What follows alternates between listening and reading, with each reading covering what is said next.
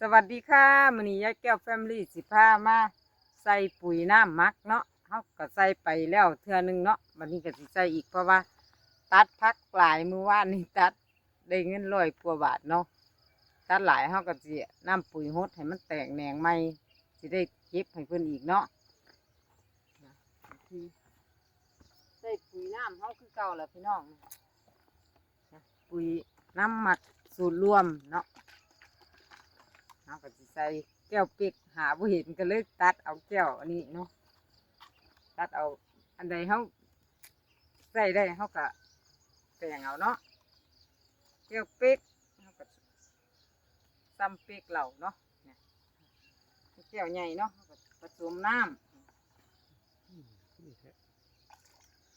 มันก้นกว้างเด้เนี่ยก้นกว้างเขาว่ามันหน่อยมันบ่หน่อยเด้มันพักสิลวก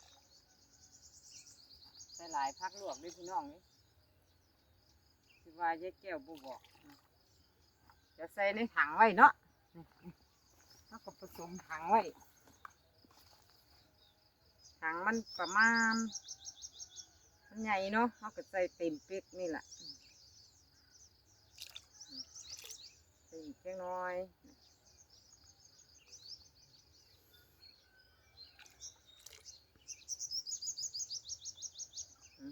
โอ้ใส่สมไม้เขาก็หาไม้ค้นเหมือนนี้เนาะค้นให้มันเข้ากันเนาะพี่น้องเอาค้นสักก่อนเด้อพี่น้องเขาจังเอาบัวลงหดเนาะนี่เขาในอยู่ค่ะคนในถังเขากับค้นเนาะนี่ถังที่เขาผสมไว้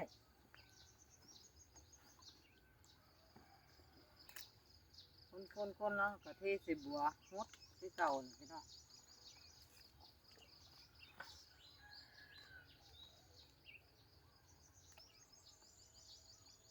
เขาหดมือใดเนาะ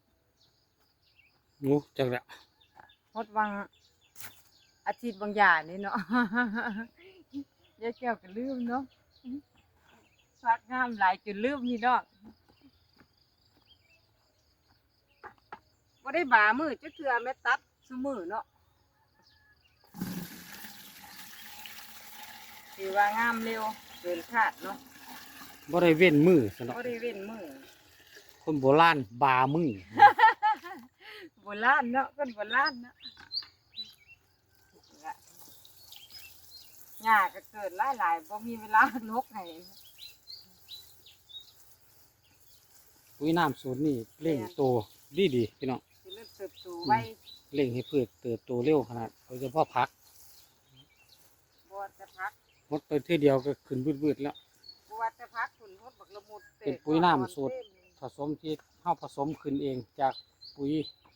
อินทรีย์น้ำหลายๆสูตรเนาะปุ๋ยอินทรีย์น้ำหลายๆตัวเอามาร่วมกัน แม่นสูตรรวมเขาจังบ่ได้ฮดหลายเดือนะพี่น้อง น้ำหมักปลาน้ำหมักกาแฟน้ำหมักนมจุลินทรีย์ฮอร์โมนไข่หลายๆตัวเนาะเอามาร่วมกัน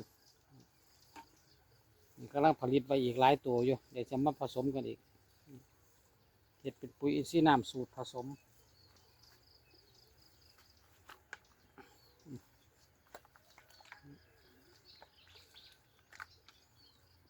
เขาเน้นหดลงดินบ่ต้องสีดเนาะบ่สีด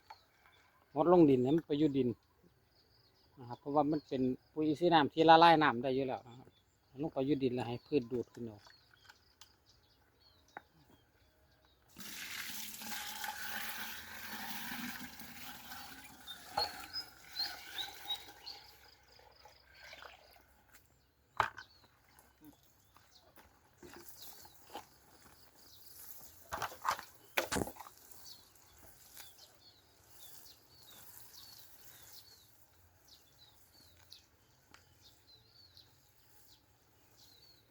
อีกเมื่อกี้มือก็ได้ตัดอีกเนาะหลังจากหดปุ๋ยน้ำไปหดให้ตาข้างเขาแตกขึ้นให้ขะแขนงเขาแตกขึ้นว่าคือจังพักคะนาปลูกเท่าเดียวตัดอยู่เบิดปีเพราะว่าเขาอาศัยตาขะแขนงเขาใส่ปุ๋ยน้ำเร่งใส่ปุ๋ยน้ำเป็นตัวเร่ง น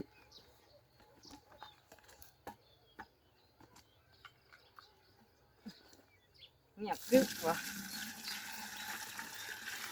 ก็ต้องหดพักเทิงเว้าก็แล้วบางเสร็จแล้วบ่เป็นลม ลมก็ร้องสิลมก็ร้องเป็นลมนิดนิด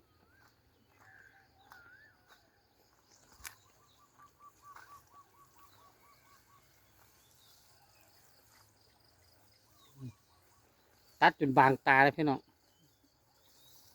เพราะว่าผู้มาเอาก็มาเอาซุมือ ยายเจ้าบ่ได้ไปเลาะได้อบ่เนี่ยมีแม่ขามาหอดสวนบ่ได้ไปหาเงินเงินมาหาบ่เนี่ยแต่บกมีผักเนาะ แม่น เฮ็ดจะได้สิได้หลายๆปลูกเต็มเดินอันนี้ ปลูกเต็ม รับมื้อละ400 500 400 ปลูกเต็มไม่ต้องหาอันดินมาใส่เพราะว่ามันเป็นขี้หินเนาะขี้หินต้นเสาทุกคนมาลงดี 500มัน เนาะ มาหิวโหดก็ตายต้องอาศัยเครื่องทุนแรงแล้วมันคันปลูกหลายเครื่องสูบน้ำจังซั่นนะ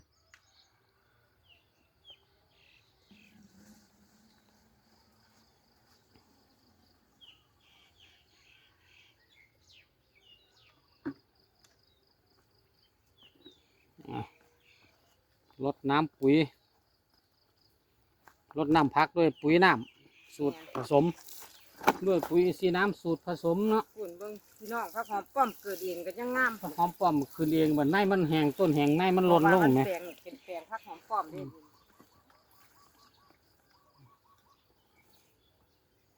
เป็นแปลงพักหอมป้อมเดี๋ยวเที่ยวโลมาปลูกพัก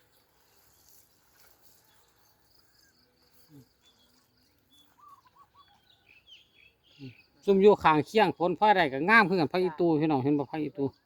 พระอีตู ใบเมียงพัก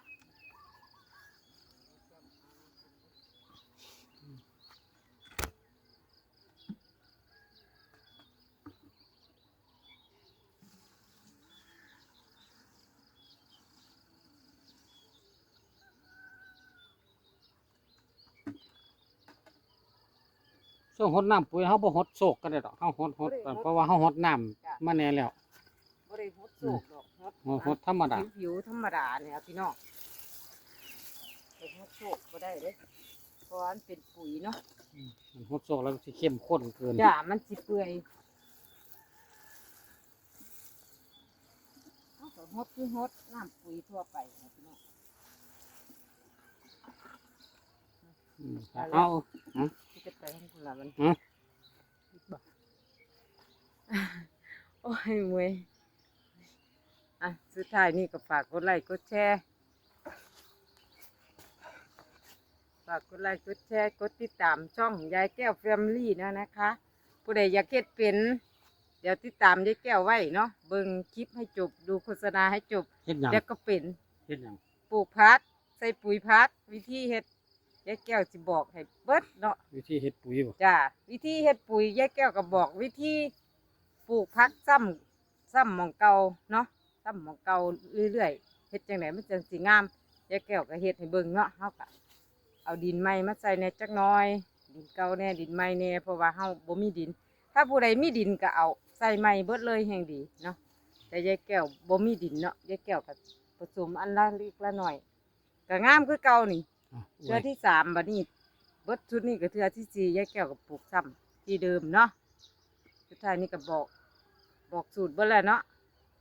ให้เบิ่งคลิปให้จบแล้วก็เบิ่งโฆษณาให้จบน้ำเนาะค่ะแล้วขอบคุณค่ะบ๊ายบายFCทุกคนเนาะยายแก้วรักทุกคนเนาะ บ่ได้อยากเบิ่งในโฆษณาอยากเบิ่งคลิป